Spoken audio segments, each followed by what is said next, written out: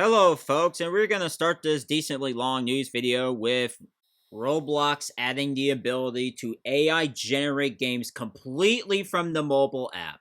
I wish I was joking. Here, I will show you.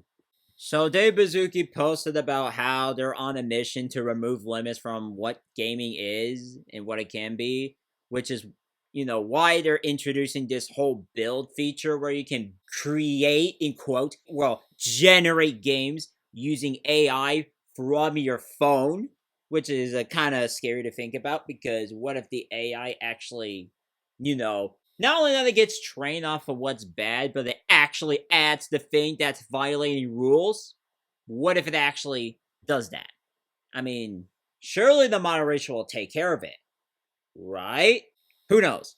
But then he goes on a short essay at that, saying how the world needs more play and how it's the oldest technology and all that other stuff, which is not terrible of an argument, except when they talk about how they want to remove limits, but I'll talk about that later. And there's a whole post about it. You can check that out in Dave Bazuki's tweet, or I could even outright paste the thing in the description if you want me to. And back to the moderation parallel. With Lassane here saying, is it a bad time to ask you guys to ban crap like this? And it's just straight up questionable, dodgy content. Straight up. With innuendos that make you scratch your head and wonder, how the heck did this even get past moderation? Like, I hate people. Like, why you bring your disgusting fetishes into a kid's game? Like, seriously, this is a game that's supposed to be family friendly. And you're doing this. Horrific. Abhorrent, even. And then we get more comments just outright against the update, right? And we even got a ratio, if anyone cares. Like, bro trying to make corporate slop sound inspirational. Which is, the whole essay about the oldest, whatever is play. Which, it doesn't sound bad of an essay here, but here's a sentence about it, though. Our role is to remove every obstacle between that play and the people who want to create it, which is the biggest piece of irony I have ever seen within that sentence.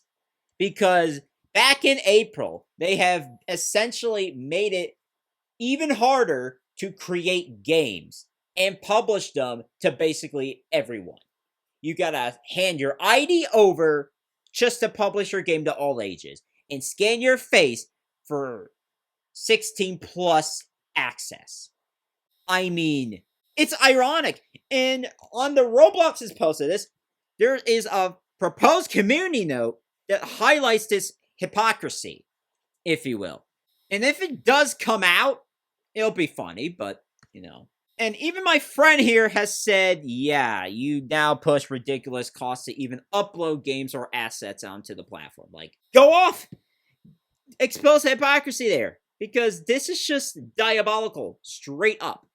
Okay, and let me see Creekcraft's take on it. Yeah, additional paid options for power users. That's probably the new thing I didn't get from Dave Bazuki's or Roblox's post, for that matter. But adding the ability to completely AI generate Roblox games from the app. Like, what could go wrong? That's all I'm going to say. Now, next, we have another state reaching a settlement with Roblox. This one being South Dakota, which is now the 5th state to reach a settlement with Roblox over child safety.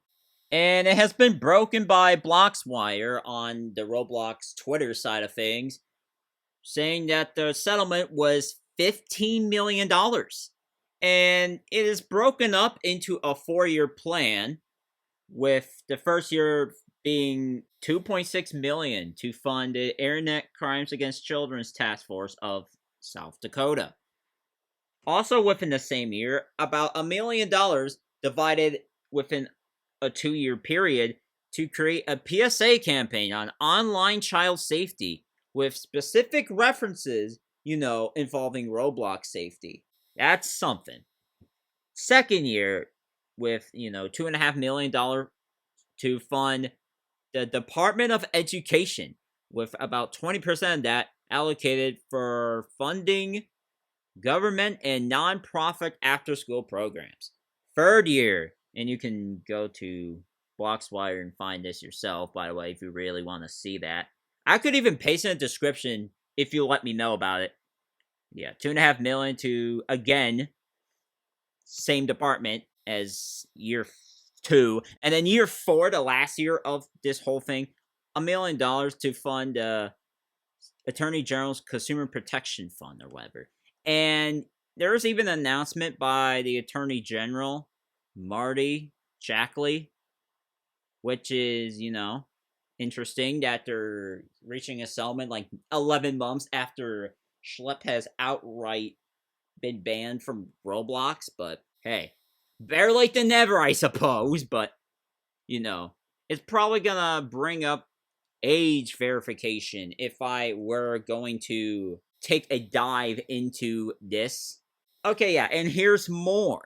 South Dakota could receive up to another $5.4 million in damages. So that's probably, where the 15 million comes in, because you get 2.6 million, another million, 5 million within 2 years. That's about 8.6 million, and then 1 million. Let's see if it mentions. Yes, there we go. Roblox will require all users to undergo age verification.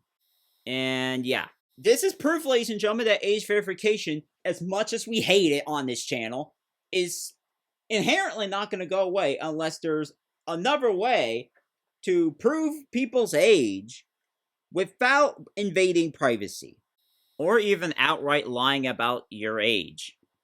While age verification isn't something that is easily gonna go away, we're gonna have to do something about it, speaking out against the risk of, privacy invasions through, handing your data over, and the potential for data breaches could always happen and all that crazy stuff. It's just quite bad what's happening, and we better hope that this either goes away outright, or there's a way for people to verify their age, with their face and not their personal information and all this other crap. However, I would like to say one more thing before we move on to another topic.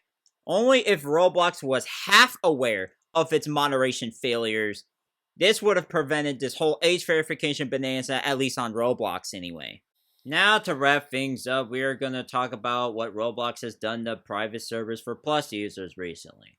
So, starting September 21st, at least according to Roblox RTC, Roblox will limit the Plus users to a free private server per game, instead of allowing unlimited free servers, which, it's interesting because you would think that they would have had this figured out before allowing everyone to make all the unlimited private servers in the world.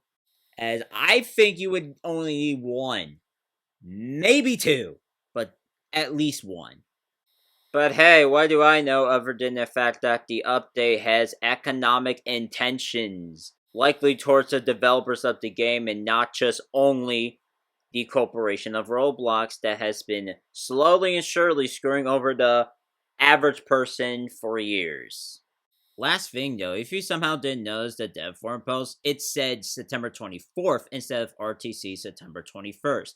So I would assume you would check September 21st if you're still around Roblox by then, but if it doesn't happen then, it'll happen on the 24th. Time will tell. And that is all for this video. And if you guys enjoyed it, hit that like button and subscribe to support the channel, and turn on notifications to stay notified for the next upload, and I'll see you guys on the next one.